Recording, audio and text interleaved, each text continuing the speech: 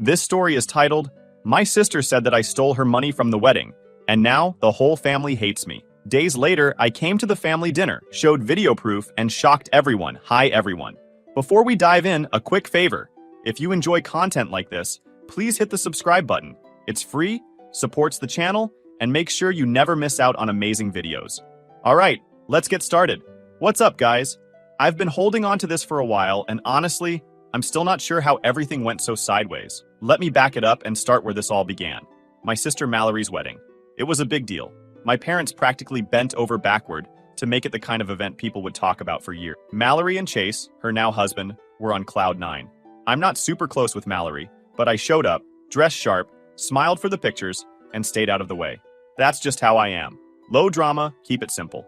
The wedding itself went off without a hitch. Beautiful venue, expensive everything, and everyone was saying how perfect Mallory looked. I figured we were all getting along for once. The reception was wild in the best way. People danced, laughed, and made those cringy but sweet speeches that everyone secretly loves. Nothing felt off. No weird vibes. No signs of what was coming. If someone told me that night my family would blow up in less than 24 hours, I would have laughed in their face. The next day, we all met up at my parents' place for a chill hangout. Post-wedding decompression, you know? Mom was on a high, replaying every detail of the day like she was narrating a wedding documentary. Dad was making jokes about how much it all cost, while Chase was quietly enjoying the praise for being such a great match for Mallory. I was just there for the food, and to listen to the usual family banter. We were rehearsing funny dance floor moments, and my uncle's terrible dad jokes, when Mallory stood up abruptly. It wasn't weird at first. I figured she was about to make some cute thank you speech. Maybe gush over Chase again. That's her thing, making sure all the attention stays on her. But to my surprise, she announced, Jordan stole our honeymoon money. It's gone. $15,000. I didn't even understand what she said at first. I was waiting for her to laugh off the joke, but she was serious. I blinked, looking at her like she'd just spoken another language. Did she just say I stole 15 grand? From where? When? I couldn't wrap my head around it. Before I could even ask, she started laying it out. I counted it before the wedding, she said, looking straight at my parents. We had it in a safe place and now it's missing. Jordan was the only one who could have taken it. He's been acting jealous ever since I got engaged. You've all seen it. Jealous? Acting out? What the hell was she even talking about? I sat there, dumbfounded, as she kept going. I didn't want to believe it either, but there's no other explanation. He had plenty of chances to sneak into our room while we were busy. Chase and I trusted him, and he dated us. I finally found my voice. What? Are you serious right now? I didn't take anything. I looked at my parents, hoping they'd step in, but they were already nodding along like this made perfect sense. Mallory, I don't even know where you kept the money. I didn't go near your room all night, I said, trying to keep calm, but my heart was racing. $15,000? Do you know how insane that sounds? But she didn't back off. You expect me to believe that? You were lurking around the hotel the whole time. Don't act like you don't know what I'm talking about. Lurking? I was literally at the front desk half the night, helping my cousin figure out his room situation. I had people around me the entire time, but apparently that didn't matter. Mallory wasn't letting this go. Mom jumped in. Jordan, this is serious. If you did something, now's the time to own up to it. We can work through it as a family, but you need to tell the truth. Mom, I didn't take anything, I said, frustrated that no one was even considering my side of things. Why would I steal from Mallory? That doesn't even make sense. Mallory answered for me. Because you've always been jealous. Ever since we were kids, you've hated when I got attention. Admit it, Jordan. You couldn't stand seeing me happy, so you decided to ruin it. I was completely thrown off. Jealous? Of what? Mallory, this is insane. I didn't even know you had a honeymoon fund. Dad chimed in, his voice steady but firm. Jordan, we've had enough. If Mallory says it's missing, then it's missing. She has no reason to lie about this. You've let us all down. What the hell, Dad?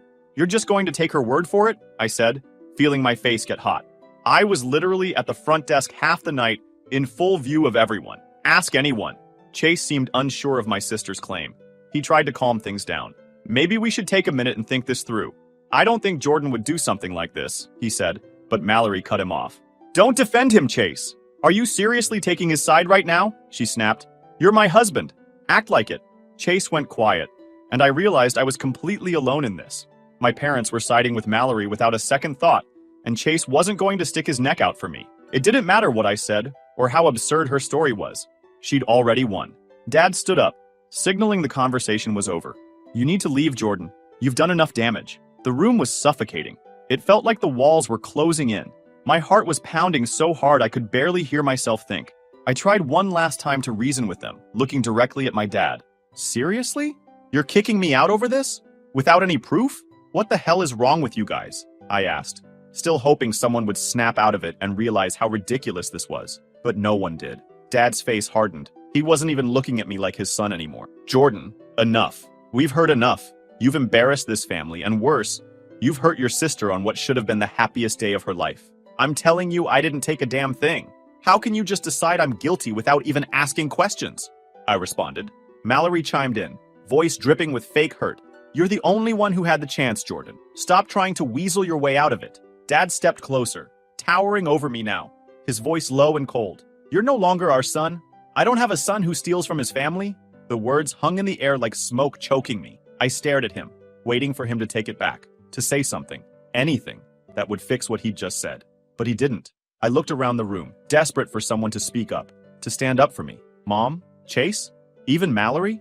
But they were silent, and their silence was deafening. Mallory just sat there with this triumphant look, as if she'd finally gotten exactly what she wanted. "You know what?" I said, my voice shaking. "Fine. Believe her lies. All of you.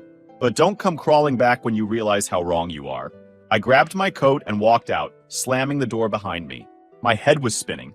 My chest felt like it was going to explode, but one thing was crystal clear. I was done.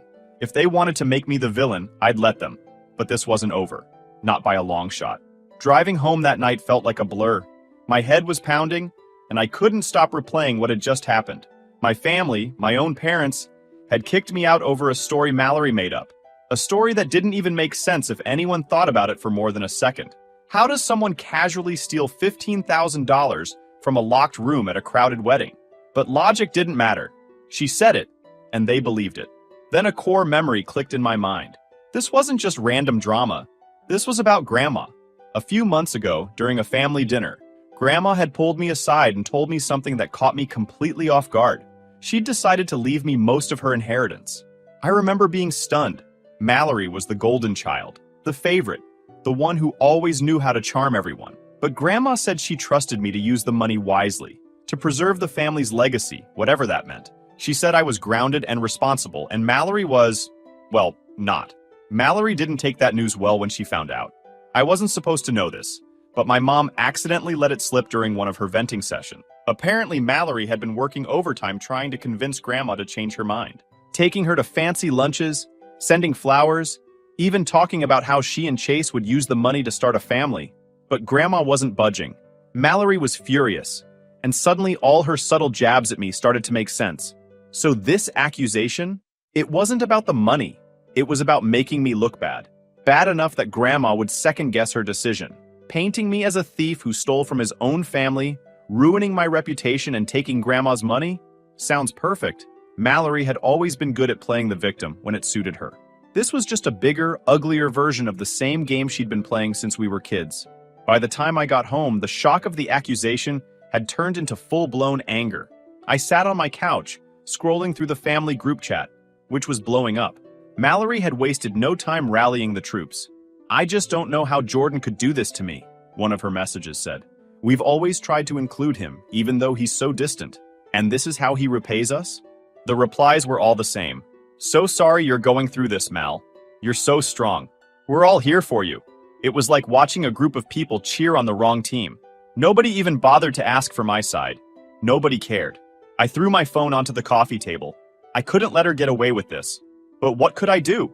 If I just told Grandma what was really going on, it would look like I was making excuses, trying to cover for myself. Mallory had set this up so perfectly, and I hated how well it was working. But I couldn't just let it slide. I had to do something. Staying silent wasn't an option. I was burning up inside, and the anger was getting harder to contain. My mind kicked into overdrive, plotting how to set boundaries with my family once and for all. If they wanted to play dirty, fine. I'm gonna make them an offer they can't refuse. So I remembered something I'd seen months ago. It was one of those moments where you stumble into something you shouldn't have seen and decide to keep it to yourself because it's none of your business. Back in August, I'd gone to a coffee shop in a neighboring town to meet up with a friend. As I walked in, I spotted Mallory in the corner booth. At first, I thought she was with Chase, But then I realized the guy sitting across from her wasn't him. He was younger, a bit scruffy looking, and definitely not someone I recognized. They weren't exactly trying to hide what was going on. They were holding hands, laughing, leaning in close. At one point, he even kissed her hand like they were in some cheesy romance movie. I remember thinking, wow, this is bold. What if Chase finds out? But I didn't say anything. It wasn't my place, and frankly, I didn't want to get involved in Mallory's mess. Now though, that mess was my only business. If Mallory wanted to paint me as the family's black sheep, I wasn't going to just sit there and take it. But I needed proof, something undeniable that would show everyone who she really was. And I already knew where to start. In the middle of all this chaos, I got a call from Grandma. I figured she heard what happened lately. Her voice was calm, but there was an edge to it, like she'd been stewing over something. "Jordan," she said, "I heard about the accusations Mallory's been throwing around." I froze for a second, bracing for the worst. "But let me tell you this," she continued. "I don't believe it for a second. I know you, and I know you wouldn't do something so cruel. Mallory's always been dramatic, and I'm starting to think she's hiding something herself." Her words hit me like a lifeline. Grandma had always been the sharpest one in the family, and hearing her say she trusted me gave me a boost of confidence I desperately needed. "Don't worry, Jordan," she added. "The truth has a way of coming out. Just make sure you're ready when it does." With that, she hung up, leaving me more determined than ever to uncover the lies and set things straight. Over the next couple of days, I put a plan together.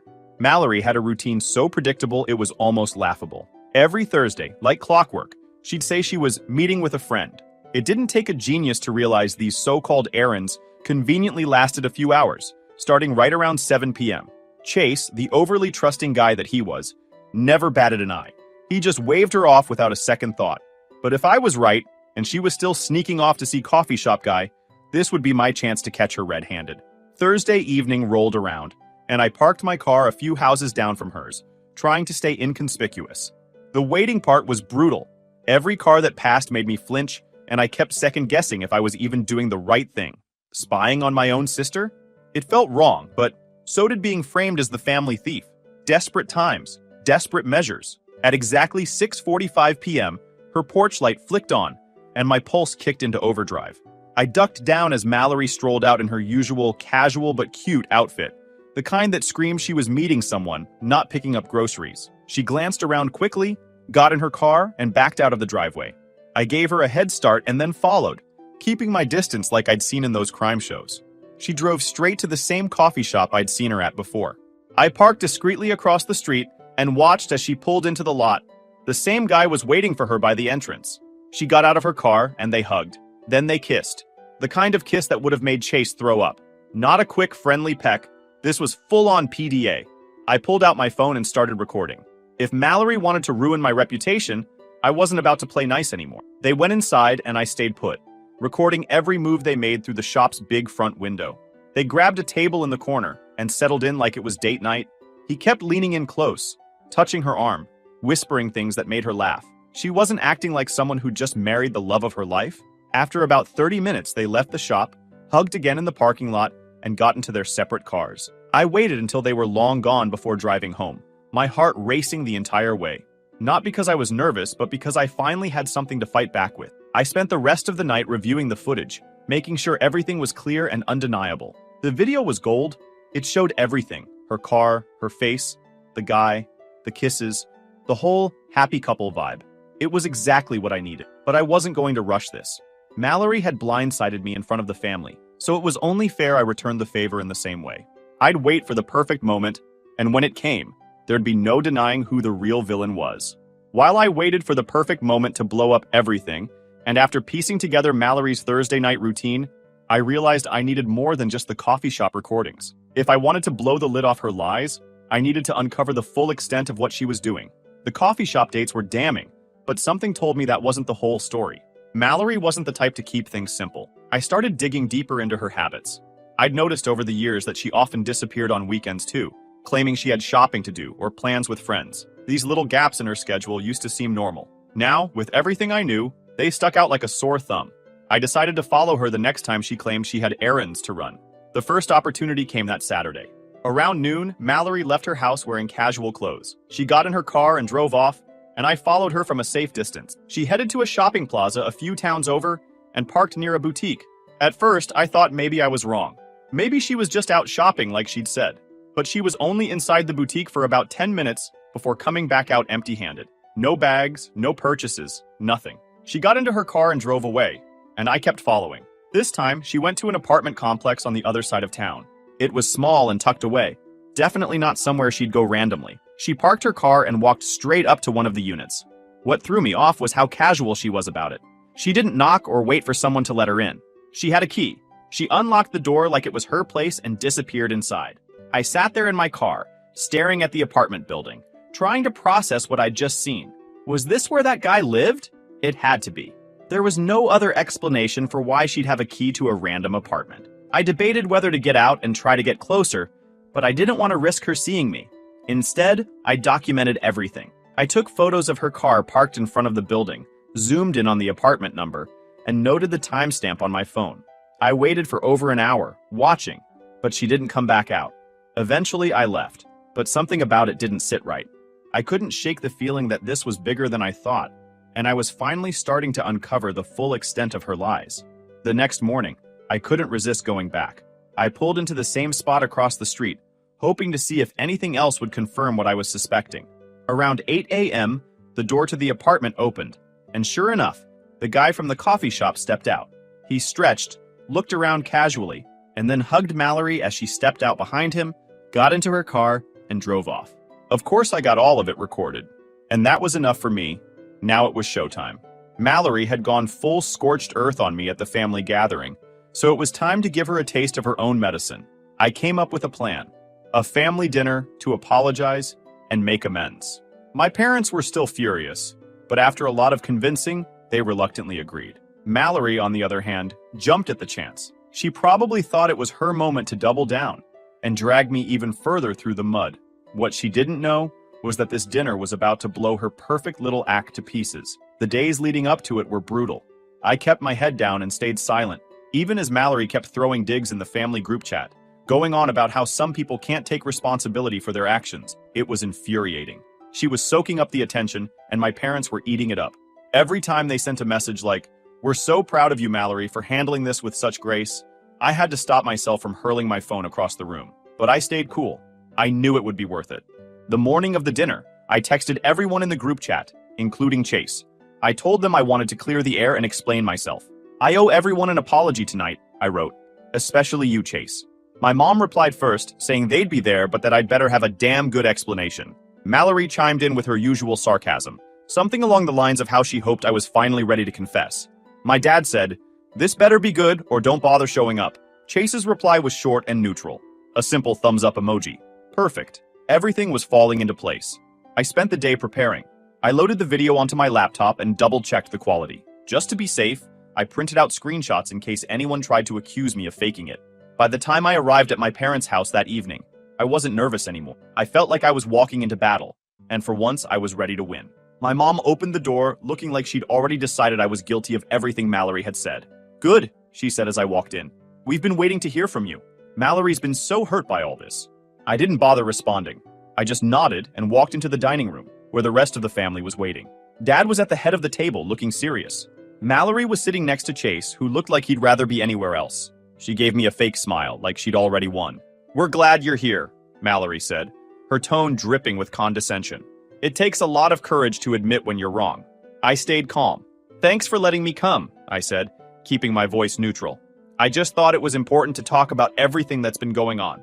Staring at Mallory dead in the eye, Dad leaned back in his chair, crossing his arms. "Well, let's hear it. What do you have to say for yourself?" The room was tense, everyone's eyes on me as I took a deep breath and began. "First of all, I want to say that I'm sorry for how things turned out. I know you're all angry with me, and I understand why. But I've been thinking about everything that's happened, and I realize there's something I should have said sooner. Something I've been holding back." Mom chimed in, trying to play the mediator. "Jordan, if you've made mistakes, we can forgive you. But you need to own up to what you've done." I completely agree. Everyone deserves the truth. And that's exactly why I wanted this dinner. To lay everything out and make sure there are no more questions. I opened my bag and pulled out my laptop, placing it carefully on the table. Mallory's confident smirk faltered. "What's that supposed to mean?" she asked, her voice tinged with nervousness. "It means," I said evenly, "that it's time everyone sees the full picture. You, Ms. Mallory, spent the last month accusing me of stealing, dragging my name through the mud and turning this family against me. But tonight, we're putting all the cards on the table. Mom looked confused. Jordan, what are you talking about? I held my laptop and clicked the first video file and turned the screen toward the family. This, I said, is what I've been holding back. The video began to play, showing Mallory pulling into the coffee shop parking lot. Her mystery man was already waiting for her. They embraced, kissed, and walked inside together, looking every bit like a couple. The room went silent, the tension thick enough to cut with a knife. Dad leaned forward, squinting at the screen. Chase's expression hardened as he sat up straighter, his jaw clenched. I paused for a moment, letting the gravity of the first video settle over the room. Then I clicked on the next file. And there's more, I said calmly, keeping my focus on Mallory. What is this? Chase asked quietly, his voice tight with anger. Mallory immediately jumped to defense mode. It's not what it looks like, she blurted. That's just a friend. We were catching up, that's all. I didn't say a word, just clicked on the next video. This one showed her leaving the same guy's apartment on a Sunday morning, hugging him goodbye before getting into her car. Chase's face turned crimson. You've been going to his apartment? It's not like that, Mallory insisted, her voice rising. He's just someone I talk to when things get hard. Chase, you're always so busy, and I needed someone to listen. Chase's voice shook with fury. Listen? Are you serious? I've been working nonstop to give you everything you've ever wanted, and this is what you've been doing behind my back? Mom and Dad looked horrified. Mom turned to Mallory, her voice trembling. Mallory, is this true? Have you been cheating on Chase? Mallory was running out of excuses. Tears welled up in her eyes as she stammered, I didn't mean for it to happen. Chase wasn't there for me, and I made a mistake. But that doesn't change what Jordan did. I couldn't hold back any longer. Oh, don't even try to turn this back on me, I said sharply. You lied to everyone and accused me of stealing just to cover your own tracks. You wanted me out of the way so no one would notice what you were doing. Well, guess what? Now everyone knows the truth. Chase's face turned red. He stood abruptly, grabbing his keys. I'm done, he said flatly, his voice cold. We're done. Chase, wait! Mallory cried, running after him. But he didn't even look back. The door slammed behind him, leaving the room in stunned silence. I packed up my laptop and stood to leave. Mom and Dad just sat there, frozen, as the reality of what had just unfolded sank in. Mom finally whispered, Jordan, I don't know what to say. I looked at them both, my voice steady. You don't have to say anything. You've already made it clear whose side you're on. I just wanted to make sure you had the facts before you kept blaming me for everything. Without waiting for a response, I turned and walked out the door. I'd done what I came to do. Whether they accepted the truth or not didn't matter anymore. Mallory's lies were exposed, and her perfect little facade was crumbling around her. The rest was up to them.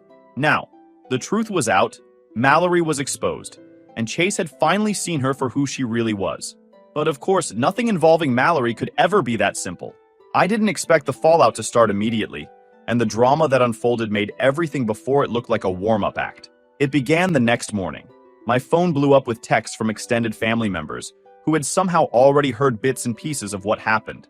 Mallory must have wasted no time spinning the story to make herself look like the victim.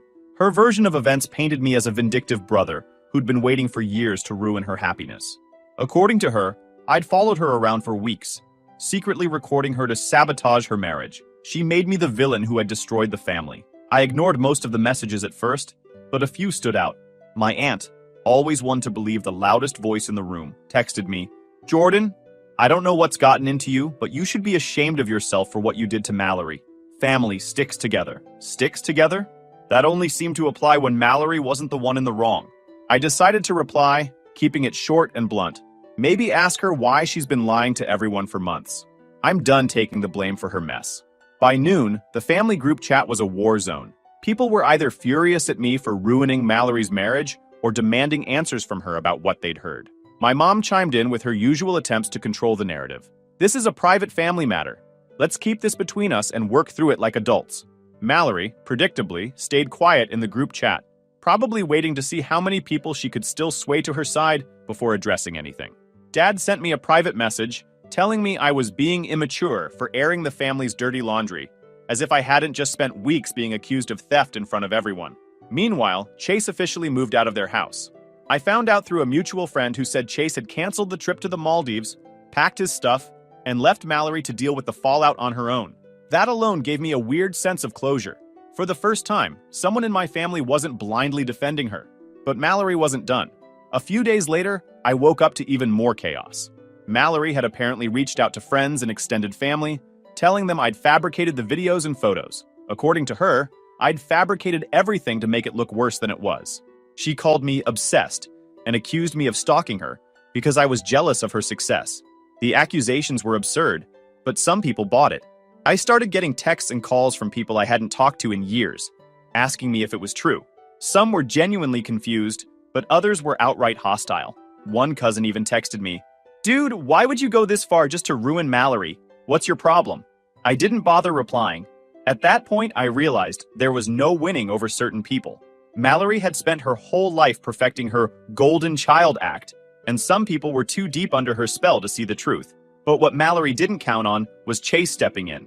A week after the dinner, he posted a long message on social media, addressing everything head-on. He explained how he'd found out about her cheating, how the videos and photos were real, and how I'd been dragged into it unfairly. He ended the post with, "Jordan didn't ruin our marriage. Mallory did that all by herself. He just gave me the proof I needed to see the truth." The post went viral among our circle of friends and family. People who had been on the fence started reaching out to apologize to me. Even a few of Mallory's closest allies began distancing themselves from her, realizing that they'd been lied to. Mallory, of course, doubled down. She tried to play the sympathy card, posting vague stories about being betrayed by those closest to you and learning who your true family is.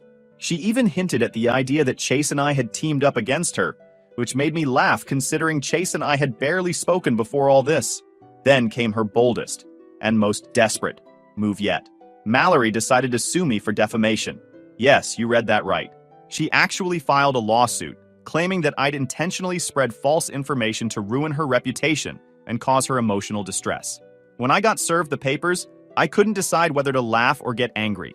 It was clear she wasn't just grasping at straws, she was trying to intimidate me into backing down. But if she thought I'd fold, she clearly didn't know me at all. I hired a lawyer, showed them everything, and they immediately told me I had nothing to worry about. The evidence was airtight. Everything I'd recorded was in public places, and I had timestamps and witnesses to back it up.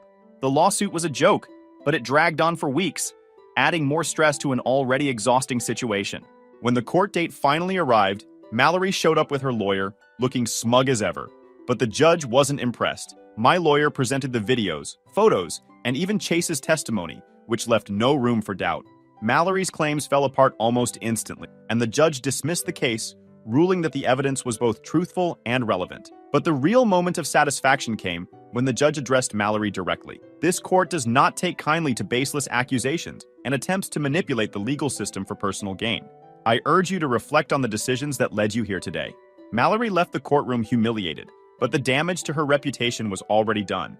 Chase had cut ties completely. Most of the family was now on my side, and even her closest friends were keeping their distance. She thought she could destroy me to protect her own secrets, but all she did was expose herself in the process. After the court case, everything went quiet for a while. Mallory disappeared from the family scene entirely. She didn't show up for Sunday dinners, didn't respond in the group chat, and didn't post her usual curated updates on social media. It was like she'd gone underground, probably hoping to avoid the embarrassment of facing everyone who now knew the truth. Chase, on the other hand, reached out to me a couple of weeks after the court hearing. He wanted to thank me again for everything. "You didn't have to do what you did," he said over the phone. "I can't imagine how hard it must have been to deal with all that while she was throwing you under the bus." "It wasn't easy," I admitted, "but I couldn't just let her ruin my life while she got away with everything. I'm glad you finally saw her for who she is." He laughed bitterly. "Yeah, better late than never, I guess." He went on to tell me he'd finalized the separation and was moving into a new place across town.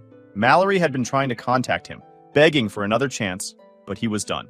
"I deserve better," he said, and I couldn't agree more. The family, meanwhile, was still figuring out how to handle the fallout. Mom and Dad were embarrassed, though not exactly apologetic. One evening, Dad called me out of the blue. "We've been thinking about everything," he started. "Your mother and I feel terrible about how we treated you. We should have given you the benefit of the doubt." I didn't say anything at first, letting the silence hang. "You think?" I finally said. He sighed. "We made a mistake, Jordan. Mallory had us convinced. You know how she can be." That was their excuse. Mallory had tricked them. Not that they'd failed me as parents or refused to hear my side of things, just that Mallory had been too convincing. It wasn't the heartfelt apology I'd hoped for, but I wasn't surprised. "I appreciate you saying that," I replied. "But it's going to take some time for me to trust you again. You didn't just side with her. You threw me under the bus without even giving me a chance to explain. Dad didn't argue. I understand, he said. We just hope we can move past this eventually. I wasn't sure if we could, but I didn't say that. I just told him I'd think about it and hung up. The group chat, once a hotbed of drama, had gone eerily silent. Most people weren't sure what to say anymore. A few family members reached out privately to apologize for believing Mallory's lies, but it felt hollow. They'd all been so quick to turn on me when she pointed the finger. Now that the truth was out, they wanted to sweep it under the rug and pretend everything was fine. One person who didn't reach out was Mallory herself. She stayed completely silent, which was both surprising and unsurprising at the same time. She wasn't the type to apologize, at least not unless it benefited her somehow. I heard through the grapevine that she'd moved out of state, claiming she needed a fresh start. From what little I've gathered, her life hasn't been great since everything fell apart. She lost a lot of friends after the truth came out, and Chase's social media posts made it clear he'd moved on and was living his best life without her. The last update I heard about her was that she was struggling to find steady work. Word had gotten around about the court case, and people were hesitant to trust her. As for me, I've kept my distance from most of the family. Not because I'm holding a grudge, but because I'm done putting myself in situations where people don't have my back. One day, Grandma called me. I just wanted to check in, she said. You've been through a lot lately. Talking to her was a breath of fresh air. She'd always been the one person in the family who saw through Mallory's facade, and it was comforting to know she still believed in me. You did the right thing, Jordan, she said. Don't let anyone make you feel guilty for standing up for yourself. Thanks, Grandma, I said. That means a lot. I wish I could say everything went back to normal after that. But the truth is, some things never fully heal. There's still a weird tension whenever I see my parents, and I doubt Mallory and I will ever have a real relationship again. But at the same time, I feel like I finally stepped out of her shadow. For years, Mallory was the golden child, the one who could do no wrong, no matter how badly she messed up. But now, everyone knows the truth. She tried to ruin me, and in the end, she ruined herself. I don't regret what I did. Mallory chose this war, and I made sure she couldn't win it. Mallory might have thought she was untouchable, but the truth has a funny way of catching up to people, and for the first time in a long time, I feel like I can finally move forward without her lies hanging over me. Thank you guys for sticking until the end.